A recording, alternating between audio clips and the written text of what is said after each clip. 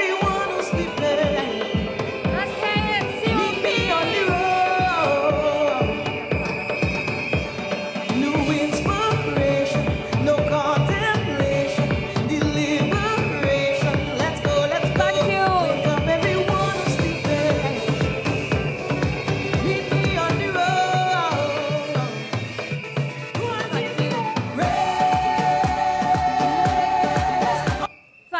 Thank you, ladies and gentlemen. Political leader of the Congress of the People, the Honorable Prakash Ramada. Our invited guest, Senator the Honorable Fazal Karim, Minister of Tertiary Education. All other members of the head table, and most important, you, the members of our COP family. It's good to see you here this evening. But my friends, this evening is about serious business. In this upcoming election, you would be sitting as political jurors. Your role will be to separate truth from lies, to separate facts from fiction. What is the truth? And where is the truth? For example, right here in San Fernando, how many of you remember the Tarouba Link Road? How long was it in that dilapidated condition? What is the truth? Who built that Tarouba Link Road? The People's Partnership Government. My motivation. The second truth, for those of you here in San Fernando, do you remember the Vistabella Road? Yes, you remember it?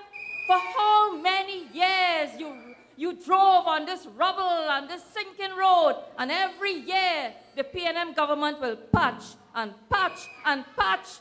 Who built and who fixed the Vistabella Road?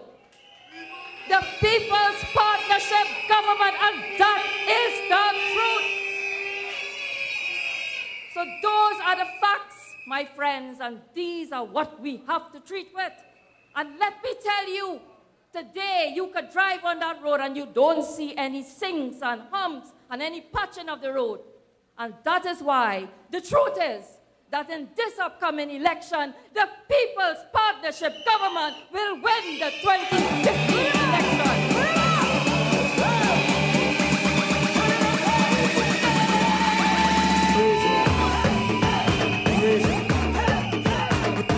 Yes, my friends, the truth.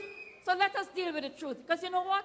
A couple of weeks ago, I see a political party now walking the train line and walking in Marabella. Any of you all saw them? How many of you saw them? A good bit of you. And what they're saying? Oh, it was neglected. The train line neglected. Who was in power before that? And for how many years? The People's Partnership created the train line in that condition? But let me tell you what the truth is. The truth is, we created employment opportunities for the people on the train line as well as the people in San Fernando, my friends. The truth is, when we started URP program here in San Fernando in 2010, all the women were trained and we created opportunities for them after they trained. Bishop Janki Raghunandan will recall that, so that these women could form their own businesses and become entrepreneurs. Recognizing that they were intimidated to go in business, we called in the Central Bank of Trinidad and Tobago, who did a financial literacy program to explain to them how to manage their financial resources. We invited the Netco company to come in and explain to them how to manage their books.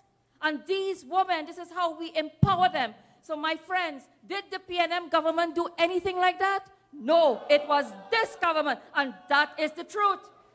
We reconstructed the Jumbie Bay Fishing village on the train line. Did that ever happen under the PNM government? No, my friends. Let's go, let's go. Beautification of the Jumbie Bay Fishing area. Which government did that project? The People's Partnership Government, my friends. My friends, most important, we started agriculture projects here in San Fernando, which was never thought of. We started the aquaponics project in Romain and in Marabella. Why?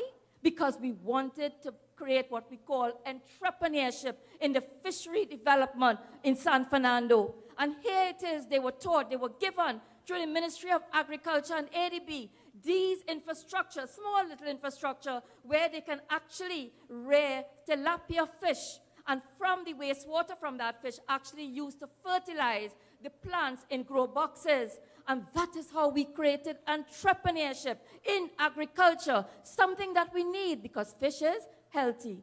Did the PNM ever start any project like that in San Fernando? No. Thank you, my friends. My friends, you would recall when we started right here in 2010. My promise to you is that we would have started work on the waterfront development project. But believing in the principle in our manifesto that we will consult with you, you came forward and you participated and you helped us develop a waterfront development plan for the San Fernando Wharf. Do you recall that? Yes, you recall that. Let me tell you something. That waterfront development project is ready to move and start. Did that happen under the PNM? Thank you, my friends. So the truth is, the only government that took an interest in developing economic activity in the constituency of San Fernando West is the People's Partnership Government. No contemplation, deliberation. Let's go.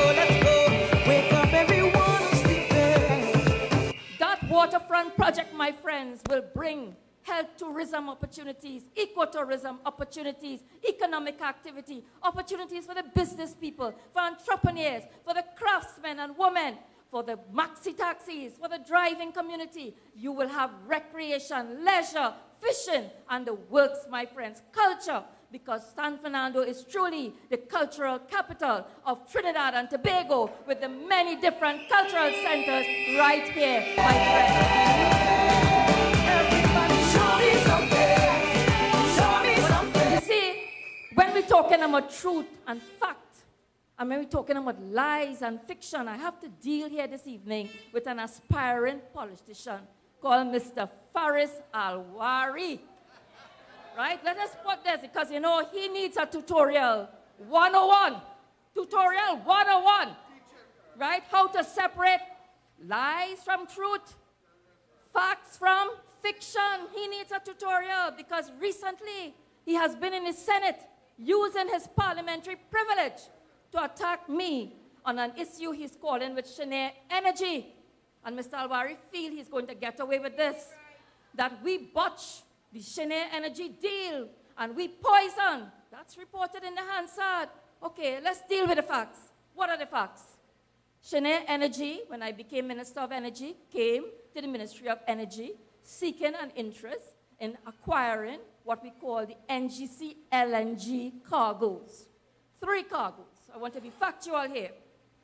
However, many other companies, energy companies, also approached the Ministry of Energy with an interest in this. Companies from India, Japan, China, and the rest of the world, Portugal as well.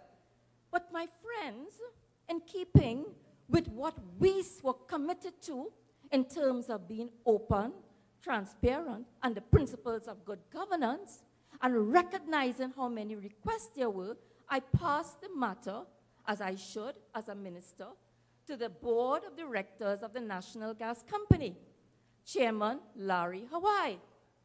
After much discussions with them, we decided that based on this being the people's resource, the NGC being owned by the people of Trinidad and Tobago, that the right thing to do is to put this out to open, public, competitive tender. And that was the right thing to do because that is what good governance is about, not about me making anything with any energy company. And today I salute the board of NGC for taking that decision because that is what good governance is about. So you hear the facts? Those are the facts, Mr. Alwari, and not about Cheniere. And I would like to appeal to you to stop using your parliamentary privilege to, abusing your position as a senator. But more, we will deal with that later on. But you know, because I want to tell Mr. Alwari, when we started in the energy sector, we said we will carry policy consultations publicly. And we started right here in San Fernando at the City Hall.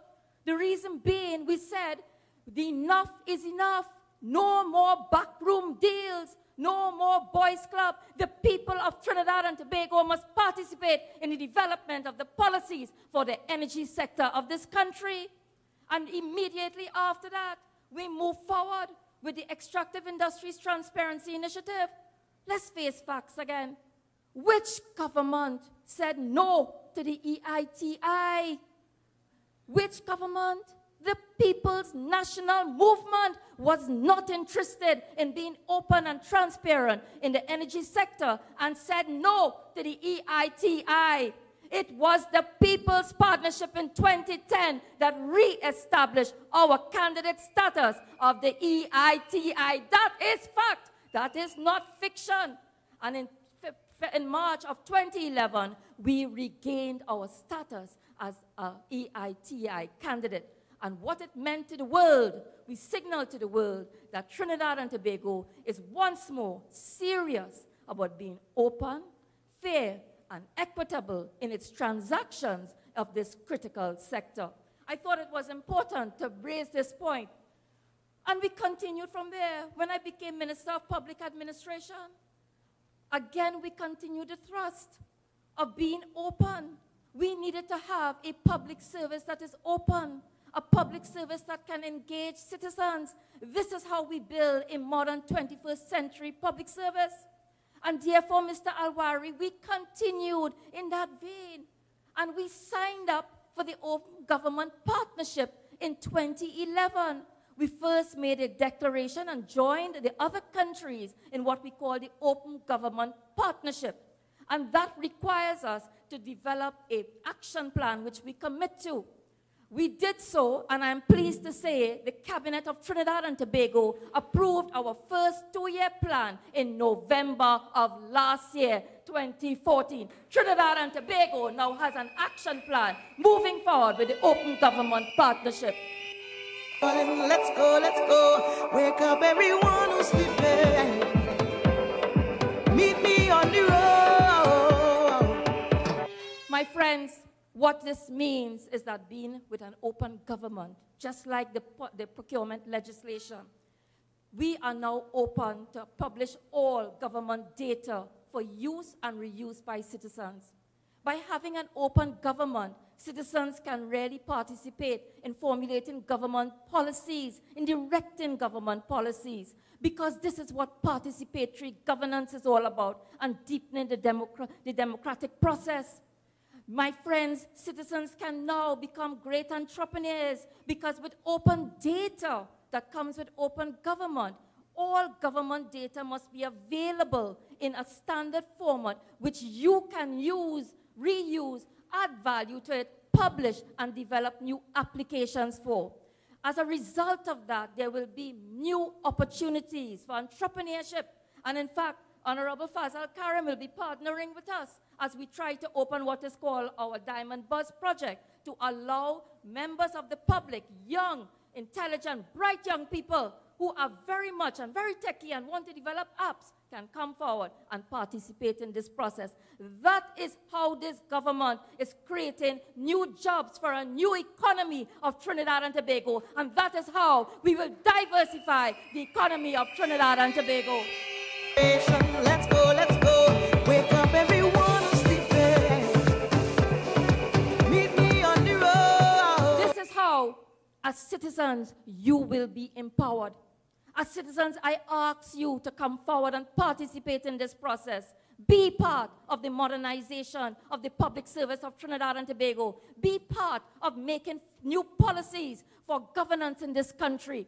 And that is what this People's Partnership Government is about. And that is why the People's Partnership Government will win the next general election.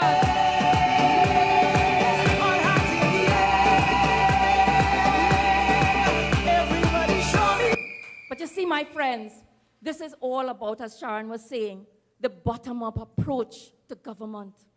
This is how we empower communities And you would recall our circle of circles, which you wear so proudly, is about developing those communities, those circles that can be empowered and take charge of their own development, which is what the Congress of the People stands for. Today, I must tell you, we are in a time when we are losing great men and women. And therefore, I really want to pay a great tribute to a stalwart, a great stalwart of the Congress of the People, Aloy Likwai, this here this evening, who has made a sterling contribution. Not only in the field of cricket, but in performing his civic duty.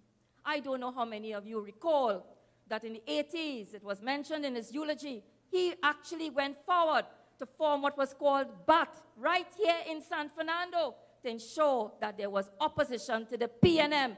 And that is what great men are made for. They are prepared to be patriotic and serve their civic duty. You know, he was always adamant that COP stand out as a party that stands firm on its principles and values. The People's Charter, which today has found itself in a new code of political conduct. Mr. Likwai has passed on, and we must ensure that his legacy remains alive with us by continuing to adhere to good governance and accountability. I say this because Mr. Likwai was one of my great mentors when I came into this politics in 2007. And it's because of him and others like him that I run my office and I operate in politics the way I do. And today, even my office here in San Fernando West, I want to tell you, I run my office in accordance with those standards, principles, and values of this party. You can tell every constituent, when they come to my office, is treated fairly. Every creed and race has an equal place in my office here in the constituency of San Fernando West.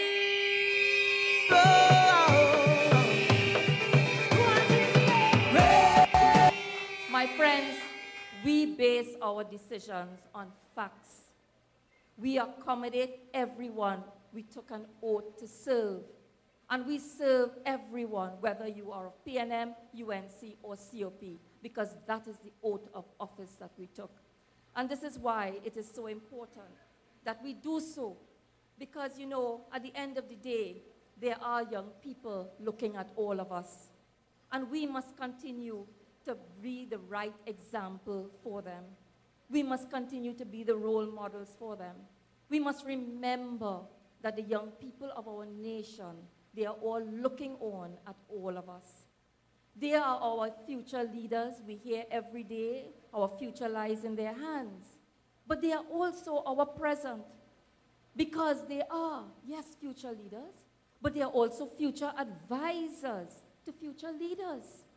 And this is so important for us to appreciate. This is why the Congress of the People embraces the young people of our nation. And it is so important for us that we deliver to their expectations. We always know that we must leave this place a better place than we inherited. And therefore, this is why what we do today will be for the next generation. My friends, just as the Aloy Likwais have left us and left us strong legacies, I also want to tell you, we have it's incumbent upon all of us to train the young people of our future how they too must go forward in the future and ensure that they too leave a better place for their own children. And if we don't do that today, it is because we would have affected and impacted on a whole generation to come and generations after that. So I'm going to end where I started and to say that this, just the same way, we want our young people to understand the principles and values by which we operate. It's important that they too understand how to separate the truth from the lies and how to separate the facts from the fiction. And therefore, I end by where I started, that this election is about separating truth from the lies, facts from fiction. And the truth is, the People's Partnership Government has performed. All hands in the air. truth is, the Congress of the people has played an important role in the governance, the good governance